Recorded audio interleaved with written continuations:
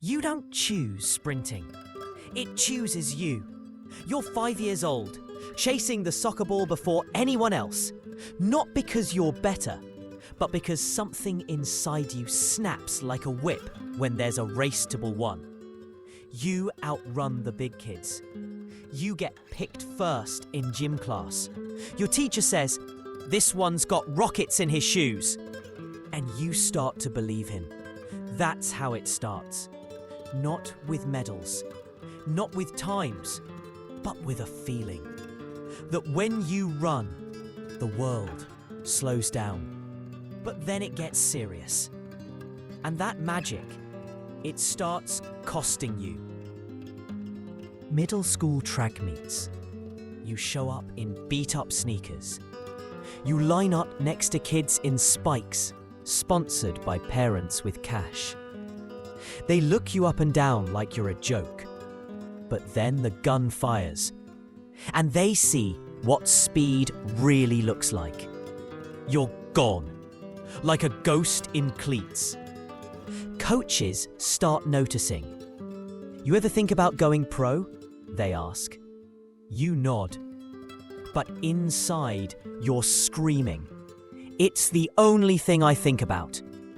From that moment on, your world gets smaller. No more junk food. No more weekends. No more slow jogs. Everything is clocked, watched, measured. Your identity fuses with your time. 10.9. Then 10.7. Then 10.4. Every tenth of a second feels like you're peeling your own skin off to get there.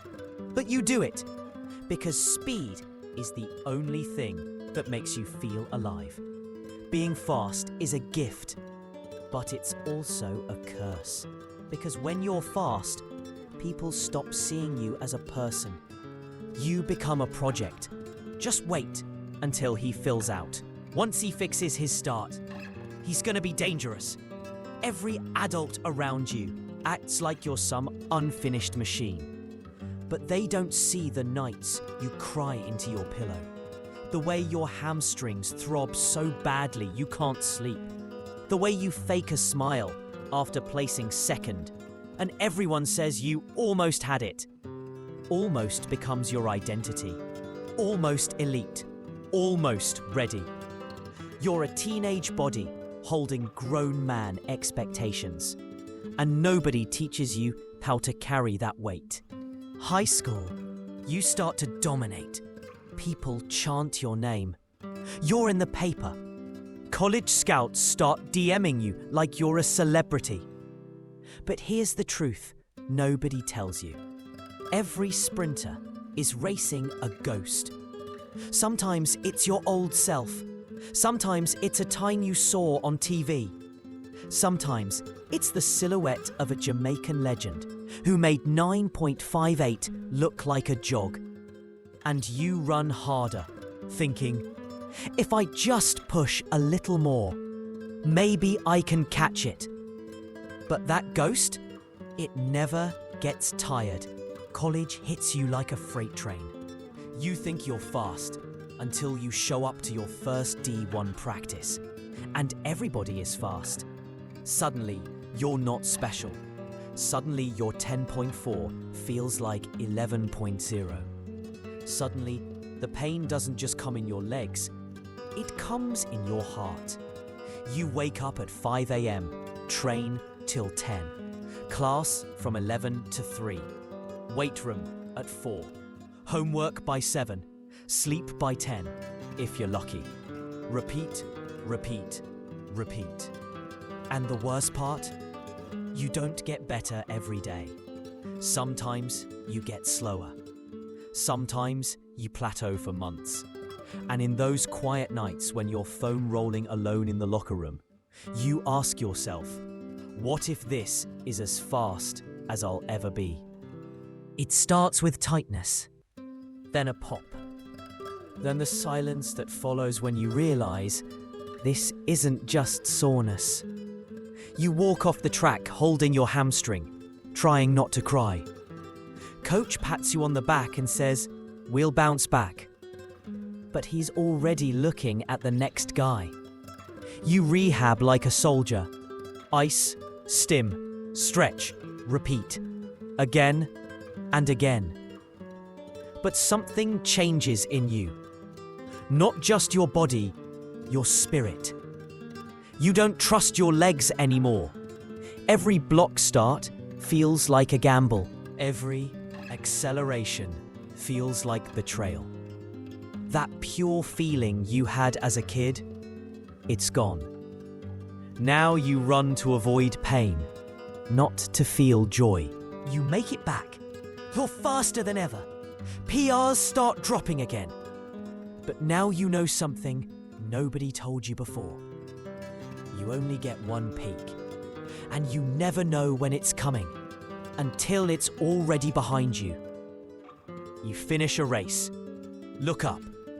10:28. A personal best. But instead of smiling, you feel empty. Because deep down, you know you'll never hit that again. Every meet after feels like you're chasing a ghost version of yourself. You lift harder, eat cleaner, sleep earlier, but the time never comes back. That's the cruel irony of sprinting. You work for years, for 10 seconds of glory, and then it's gone. College ends. Your scholarship disappears. No more free shoes. No more trainers. No more recovery rooms. You're on your own, trying to chase Olympic standards on a part-time job and worn-out spikes. You start running at community tracks, warming up next to kids and dogs and old men jogging laps. No stadium, no hype, just you and the clock. And the clock, it doesn't lie. You used to be the fast kid. Now you're that guy who used to run. Your friends move on. Careers, families, money. You, still running in circles, literally. And one day someone asks, "So what are you doing with your life?" And you don't know how to answer. You hang up the spikes. Not with a ceremony, not with a farewell post. Just one day, you don't put them on. They sit in the closet, dusty, forgotten, like an old photo album from a past life. You go for jogs now. You lift weights casually. You live normally. But every now and then, you hear a starting gun, even if it's just in your head, and your body twitches, ready to explode. Then you remember, you're not that kid anymore. Speed is a feeling you used to know. Now it's just a story you tell at parties, because it gives you everything, and then takes it back, because you build your identity on something that fades the moment you peak. Because the world only claps when you're fast and forgets you when you're not. Because no one sees the years of pain that go into 10 damn seconds. Because no one tells you how to live after the clock stops.